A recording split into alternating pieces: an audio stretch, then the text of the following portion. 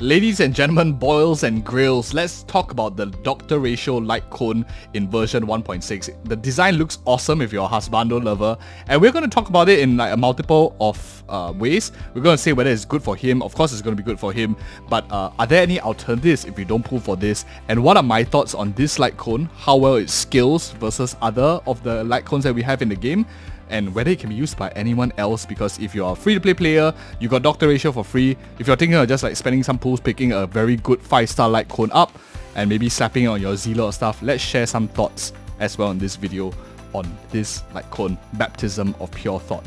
We'll jump into the game engine real quick, but I want you to just remember 582. That's the base attack that matters for this Lightcone. And we have here at Super in position 1. If any of you wills want to go to 5, unfortunately, I won't be able to give you advice in this video. This video we're talking about like moderate spenders, Super in position 1, or some free-to-plays as well. First things first, increase Wearer's crit damage by 20%. Now this is great for characters like Yenting, like Doctor Ratio himself. But if you're talking about crit value alone on the first one, I just want to point out that just this line alone is lesser than Topaz and Nambi's and Zealer's crit value of crit rate on their signature Lightcones. That's something to consider.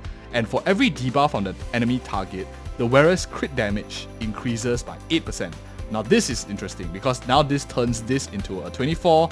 Is this like 16, 24? Yeah, so 24% slap onto this. Now that becomes very interesting because it becomes a 44% crit damage. So if you have this ability to proc debuffs on the enemy, 44 crit value or 44 crit damage is insanely strong because you can just slap a crit rate and you're most likely good for your Zealer, Topaz and whatnot. So I like it quite a lot. You can control this very easily by slapping on Pella on your team, Gui Knife on your team with Resolution, Shines as Pulse of Sweat. 3 debuffs, very easy to get in my opinion. So that is these two.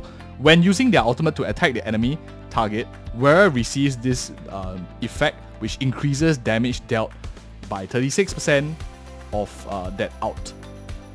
Lasts for 2 turns. So you use your out, you hit the enemy, you get this buff that lasts 2 turns, which increases your damage dealt and also buffing your follow-up attack. So for characters like Zealer, you get this 36% damage buff. You don't get this second part of defense ignore, but for Topaz and Nambi, you get a massive 36% increased damage ignore, and you also are able to have your follow-up attacks ignore targets defense. This Lightcone is so good for Topaz and Nambi, and is in terms of like versatility, I think this is like super flexible and versatile for if you're a Topaz and Nambi main. I think it's pretty interesting to see. So do I like it so far? I think it's pretty strong. Crit damage of 44% is very massive. And most of the time right now you're probably playing with like a Nihility character or 2, and some of the characters do have debuff themselves. For example, like maybe Dan Heng, Win Dan Heng has like slow, so there's like 1 debuff on its own, and the rest of them, but we won't jump into that. You can easily get it with like running Silver Wolf, Pella, which you probably will with like if you're playing with like Hun characters, which incentivizes you to play more Nihility like characters. Then you can slap your Harmony characters onto your other team, so not everyone uses Ting Yun in that sense. But now let's jump into the game engine. I want to talk about how good this is. When with the game engine, right, we see all the other characters on screen, and I also talk about some free-to-play options if you don't want to go for this one. Maybe you want to just save your pools for Black Swan, Sparkle. Now let me just switch screens right away. Okay, let's talk about this real quick for the characters that we have as well. At this point, maybe you're still sitting on the fence. How good is this Lightcone outside? Maybe you don't always want to play it on Doctor Ratio. In that case, I think Topaz and Nambi does benefit from this tremendously well. I have super high crit rate on her, don't laugh at me. It's just the build that I have, the spare relics that I put on them. I don't play her actively, she's just storing my gear. But if you have high crit rate on your characters, for example like Topaz and Nambi, you can easily just slap this like 44% crit damage equivalent CV, and it's a very nice kit because she buffs a lot of her overall kit as well. I think it's pretty solid if you were to ask me. Crit damage also is very good for Yenting. Some of you know that he's unable to take advantage of like Zealer's signature Lightcone, Topaz's Lightcone, but this one, even if you don't care about the other effects, is already pretty strong because you can get the crit damage. The question is, do you even play Yenting nowadays? People always make a joke that he's one of the weakest characters in game.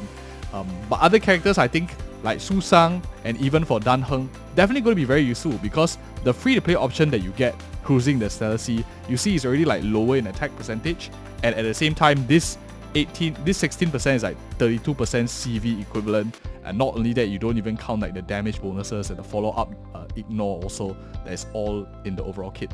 The one I think people would be most tempted to, other than Topaz and Nabi, will be Zealer if you have her and maybe you don't have a signature Lightcone. What do I think about both of them? 36% CV versus 44% CV. CV means like crit value, which is crit rate 18% multiplied by 2.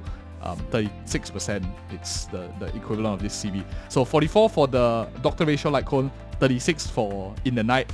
This is of course unconditional. Doctor Ratios, you do need a couple of debuffs, which is quite easily attainable.